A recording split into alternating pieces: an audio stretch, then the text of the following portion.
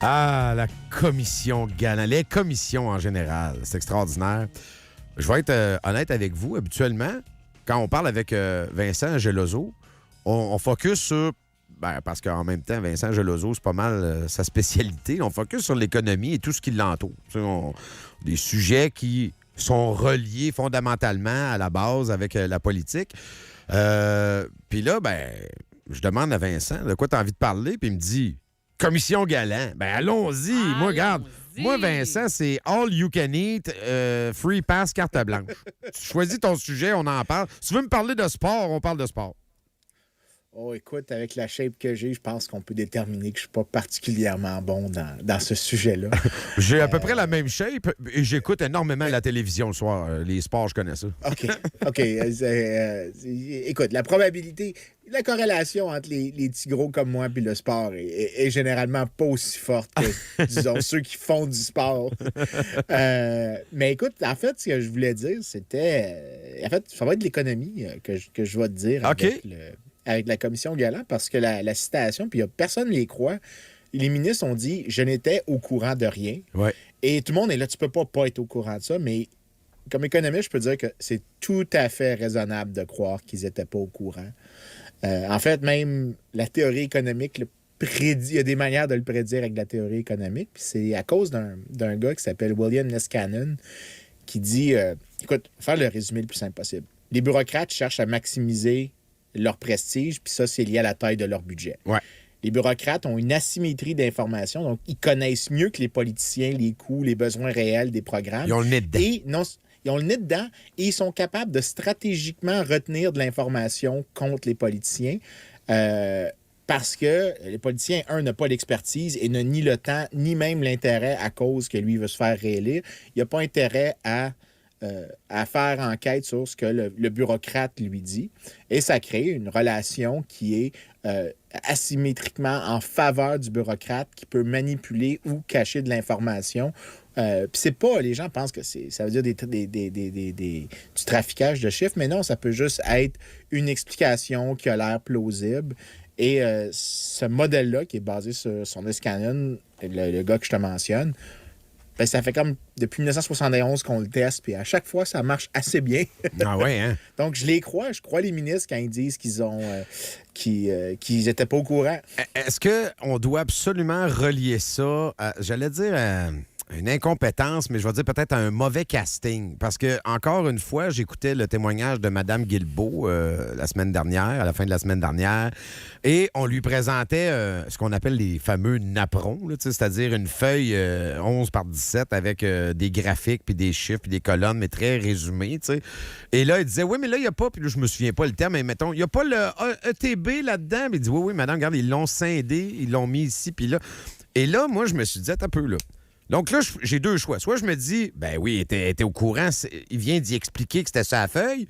Mais la deuxième option, c'est, elle a regardé la feuille, elle n'a rien compris.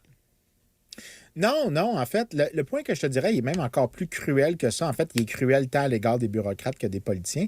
C'est que ça dit que même si on avait la personne la plus compétente possible, le résultat serait le même. Ah, ouais. Parce que la nature des incitations dans les administrations publiques, c'est que le bureaucrate, tout son capital humain, toutes ses connaissances, toutes ses incitations sont liées à cacher de l'information du politicien. Puis voilà un peu comme ça.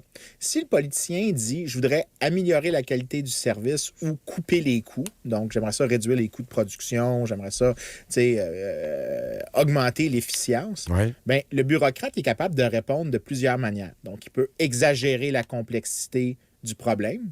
Il peut après ça faire des castings du problème en disant « écoute, si tu coupes dans les dépenses, bien là, le service va devenir inefficace, ça va être indigne des attentes des citoyens et ils vont créer un conflit entre maintenir la qualité. Ils vont dire, ben maintenant, c'est pas juste maintenir la qualité, c'est que tu vas saboter le service public. Ouais. Le politicien, répondant à des incitations qui sont complètement différentes, celles de se faire réélire, n'a pas intérêt nécessairement à questionner autant ou à déployer des ressources pour voir qu'est-ce qui est vrai dans ce que le bureaucrate dit.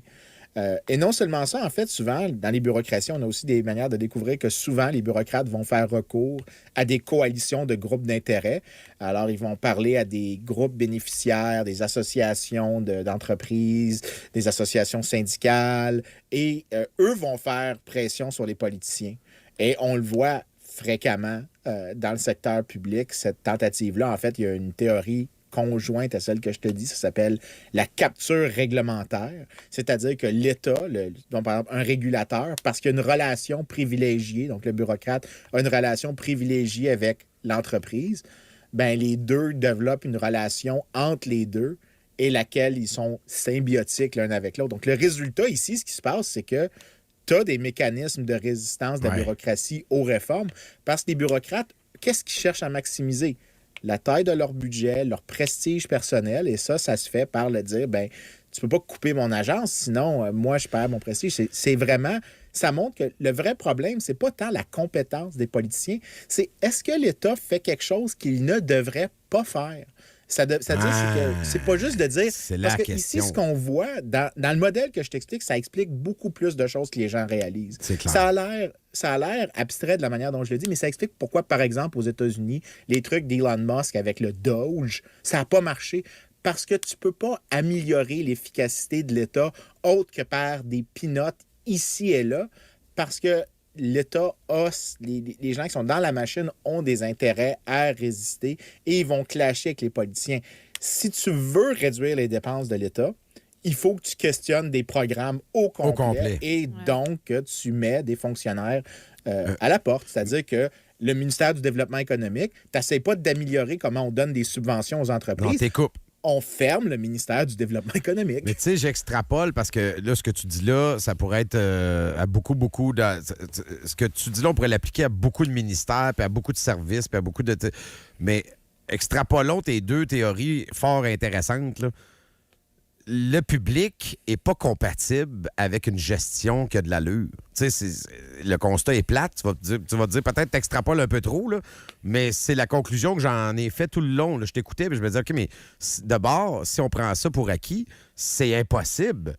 Même, comme tu le dis, là, même si on met des gens ultra compétents, la machine va se manger quand même. Exactement, c'est la nature des bureaucraties. C'est là que les gens ne comprennent pas souvent. Avec là, quand moi, je sais que beaucoup de gens disent « Ah, Vincent Geloso, néolibéral ».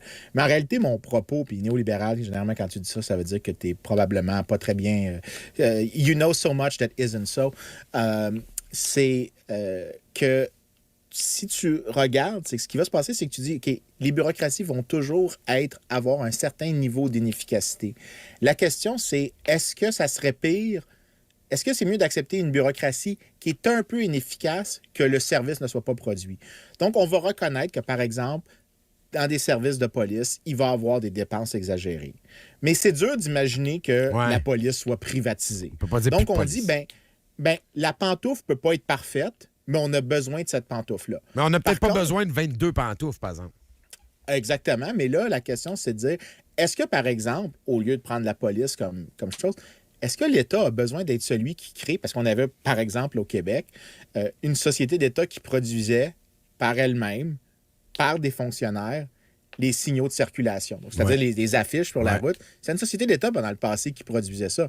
Est-ce que c'est à l'État de les produire ou il peut juste passer une commande? Ben, ça serait probablement mieux la deuxième option. C'est pas à l'État de devenir un producteur de pancartes. Mais je reviens à ton exemple de tantôt. Là, par contre, si le bureaucrate s'acoquine avec la compagnie qui fait de la signalisation puis qui est à peu près son seul client, on retombe quand même dans une spin où ça marchera pas, là. C'est sûr que si c'est parce qu'on a vu des exemples, précisément sur ce que tu racontes là. Écoute, on loue des comptes pour des millions et des millions. Là, oui, mais la question que tu vois, c'est un peu comme en deux extrêmes ici. Ce que je dis, c'est pose-toi la question, est-ce que l'État devrait le faire? Si tu dis l'État doit le faire, c'est quoi la manière qu'on demande à l'État de le faire qui nécessite le moins de présence de l'État? Si c'est ça, tu dis... Non, mais ça pourrait être, par exemple, que tu dis tous les signaux de circulation, il y a des encans. Tout le temps, ça doit passer par des encans ouverts et transparents. mais là, tu limites les chances de ça. Effectivement. Est-ce que vraiment... on Est-ce que le ministère du Développement économique, est-ce qu'il devrait avoir dispensation? Là, tu sais, ça, c'est un exemple de, entre les deux, il faut que tu minimises la sauce, mais est-ce qu'on a besoin de Pierre Fitzgibbon ou sa successeur, Mme Fréchette? Oui. Non, on n'a pas besoin de ce ministère-là. Le ministère des Subventions va toujours être ce qu'on décrit systématiquement. Alors lui, en fait, au lieu d'être une réponse mitoyenne, c'est une réponse catégorique de abolir ce ministère-là. C'est pas dans la mission de l'État d'essayer de choisir des Ça gagnants. arrivera jamais. Élimine ça au complet. Je comprends, mais quand on parle aux électeurs, quand moi j'essaie de dire aux gens, attendez-vous pas, arrêtez de demander que les politiciens améliorent les choses. Ce n'est pas dans leur capacité de faire des gouvernements plus efficaces. Le gouvernement devient efficace quand il se concentre seulement sur les choses qu'il est capable de faire ou que l'État, le marché ou la société civile ne peut pas faire. Vincent, Alors, ici exiger au un État Québec, qui là, se concentre. Mais j'adhère à tout ce que tu dis, puis c'est pas pour challenger, je suis d'accord. Mais ici, je sais pas, on est gangrénés.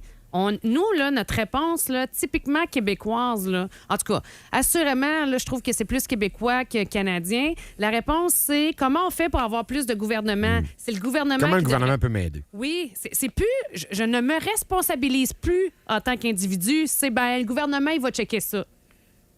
On en demande plus. Puis c'est pas ce que tu viens de dire. Puis en fait, je pensais beaucoup à, puis peut-être que c'est une joke, j'ai pas fait de suivi, mais au gars de l'Argentine, tu sais, à un moment donné, il avait sorti sa chaîne ça. Milei. Oui. Puis moi, ce département-là, out au complet. Mais on n'a pas revu ça ailleurs, là. Tu sais, ça s'est pas fait, là, comme on pensait que ça allait se faire aux États-Unis.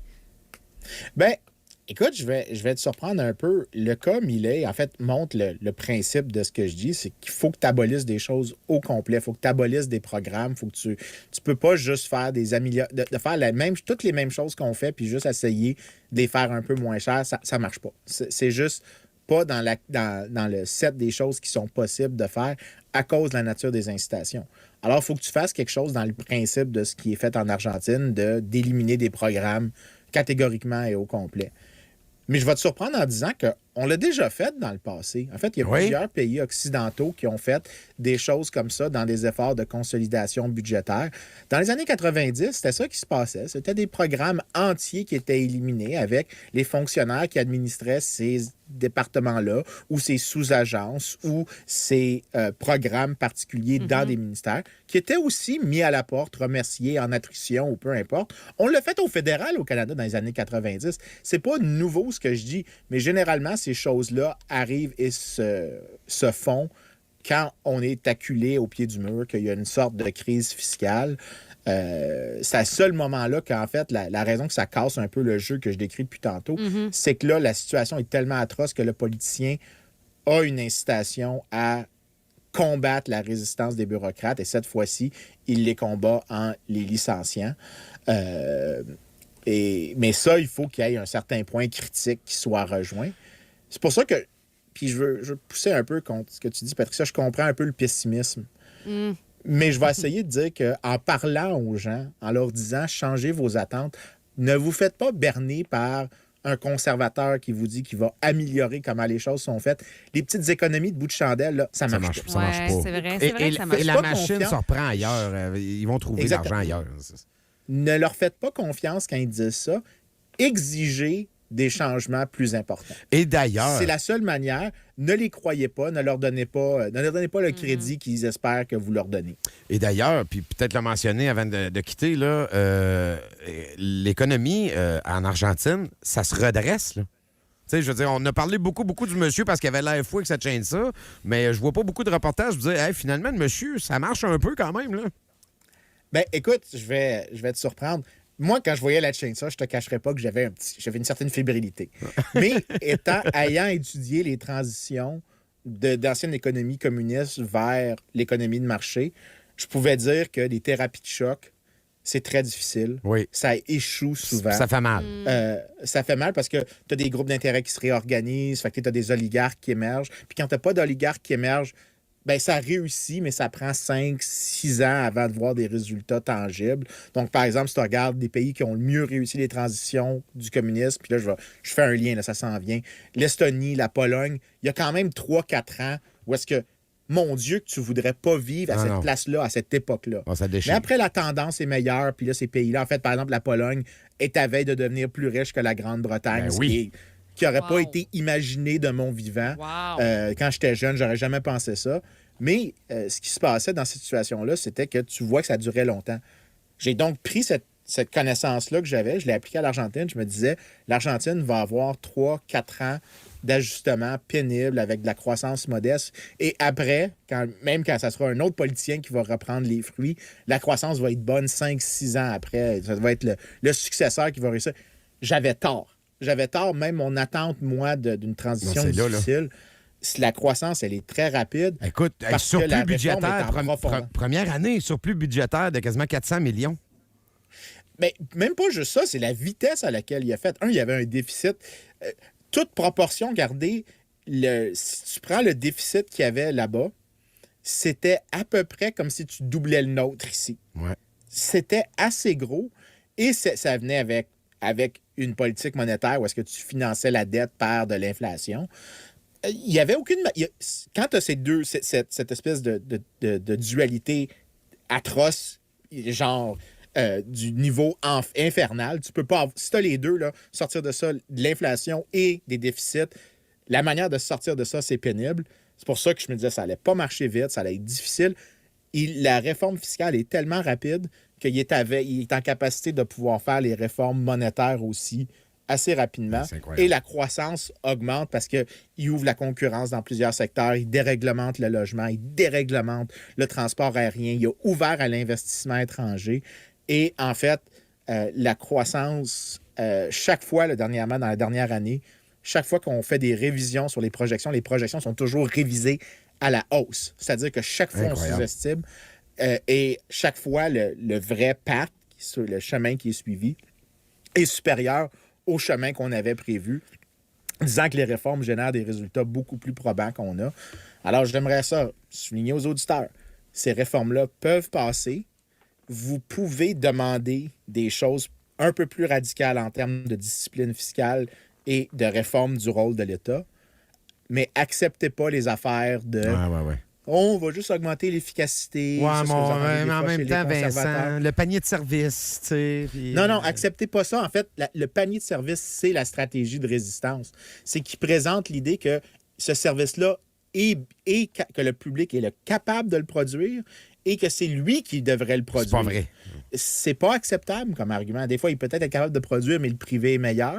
Des fois, peut-être que ça serait mieux de déléguer une partie du service, de casser le service en plusieurs composantes, puis qu'on laisse l'État s'occuper des choses que l'État est capable de s'occuper.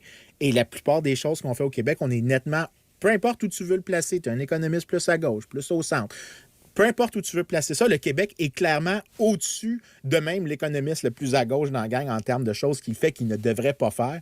Alors, c'est le temps de prendre des structures et de couper des choses catégoriquement sans demander. Demandez des coupures. Ne demandez pas des petites affaires. C'est pourquoi je vous disais au début, c'est tout à fait normal que le ministre disait qu'il ne savait pas. C'est même ce qu'on devrait s'attendre. Mais les implications, ça veut dire demander mieux que juste des économies de bout de chandelle. Vincent, il faut que je te coupe parce que tu m'as demandé de te libérer à 14h30, mais là, c'est toi qui n'arrêtes pas. Là, fait que va donner ton cours. C'est ma faute. On a fait un beau grand tour, par exemple. On a passé très bon. C'est le speech Comme du disait jour. Dunlop à McCracken, quand j'ai le temps. Salut. Salut.